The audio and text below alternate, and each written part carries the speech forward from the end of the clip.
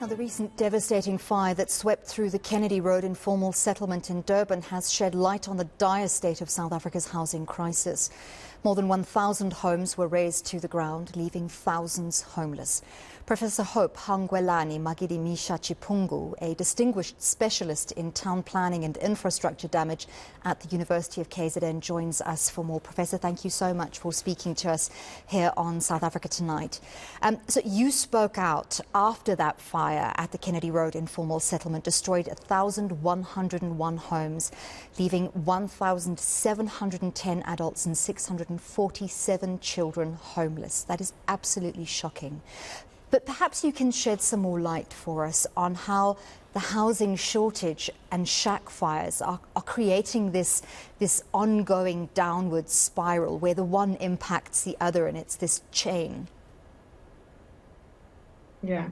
Thank you very much, and good evening to all your viewers. You're right. The housing challenge is actually a concerning one, and I've written about this in a number of occasions, and especially when we're looking at the informal settlement. So this is resulting in informal settlement. And really, it's a big challenge when you're looking at the future also, to say, will this even get better in the near future? And also UN is on record indicating that we need about 96,000 houses every single day, building houses every single day, if we were to address the issue of housing. So what happened and what's continuing happening in South Africa is that we're having a mushrooming of informal settlement across the country. And of course, the condition in which those informal settlements are, including the material which are used to build, are actually responsible towards having the fires that we have and that you just referenced to. As a country, we need to be asking ourselves this question as to what our strategies what strategies do we have to deal with the informal settlement. We have not had enough discussion around what ought to be done.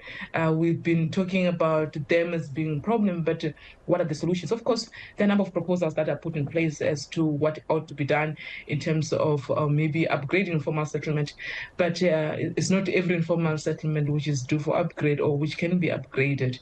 And the question is, what is the plan? What is it that we have as a country? What is the plan? So the government's plan seems to have been, to one extent, providing formal housing in the form of the RDP housing program. Have we made any significant headway with that program in providing adequate numbers of South Africans with formal housing? Yes, to some extent, we have made progress, but there's been a lot of challenges around the quality of the houses that we've been producing. Are they good enough for people?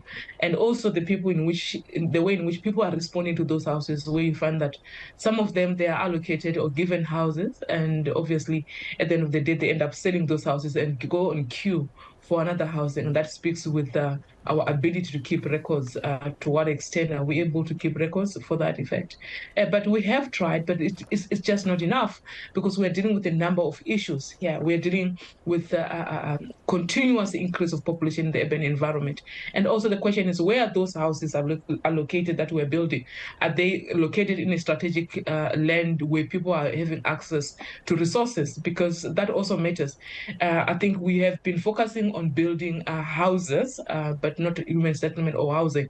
And that means we are focusing on building structures. But that's not what people want. People, they don't just want a physical structure. People, they want the whole package. They want the place where the kids will play, the one place where kids will go for schooling system, where people will live and go to work, and the whole system, then that's what constitutes housing.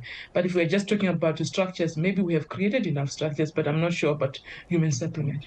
So that was going to be my next question, providing people with the kind of circumstances where they have access to economic opportunities, to community involvement, and clearly that does not seem to be happening. The government's response currently to shack fires seems to be providing those who've been displaced with building materials to rebuild shacks, which doesn't seem to solve anything, because more fires are then inevitable You spoke about upgrading of informal settlements. How would that take place in such a way as to reduce the likelihood of fires? The biggest problem that we have in the country is the approach that we're using, which is a reactional. So we wait for the informal settlement, there's flooding, we respond and we provide support. Then there's fire, then we respond, and we're reactional. But what happened in the normal day where there's nothing happening, and what is it that we are doing, and what is the plan, and even the support that's coming from private sectors. And of course, it's going to be almost impossible for government to solve this on their own. So we need all hands on the deck. And what is the response from private sectors? We've seen a lot of private sectors and other people coming on board to assist during crisis, which is well and good and really appreciated. But the question is, can we not start now when there's nothing, and when we're seeing that people are staying in a very bad conditions, and start trying to address those issues? Of course, in the immediate solution, you want someone to have the structure, and at the moment, what they want to do is to stay in the informal settlement where they are staying. But is that sustainable? What happens if there's the next fire? Because the question we ought to be asking ourselves is, why fire? Why do we have those fires in those areas? It's not every area which is experiencing fires at that scale. So you may find a house in a well-off or elite area or suburb just affecting one house. It's because of the infrastructure, it's because of the material which were used, and it's of course the resources that we're using within that particular environment. But if you look at the informal settlement, the types of material which are being used there, they're inflammable, highly inflammable, but also the density matters. They are very close to one another. So it's easy for fire to travel from one place to another.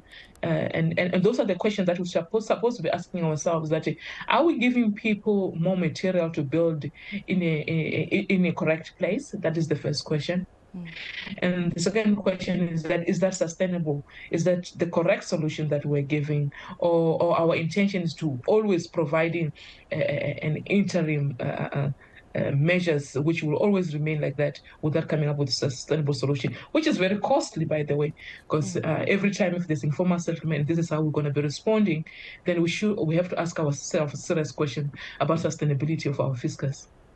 It sounds like we definitely need a meeting of the minds to address the problem properly the first way around, instead of just being reactive and reacting to fires in the way that you've described. Thank you very much for speaking to us this evening. That was Professor Hope Hangwelani Magidimisha-Chipungu, a town planning and infrastructure damage specialist at the University of KZN.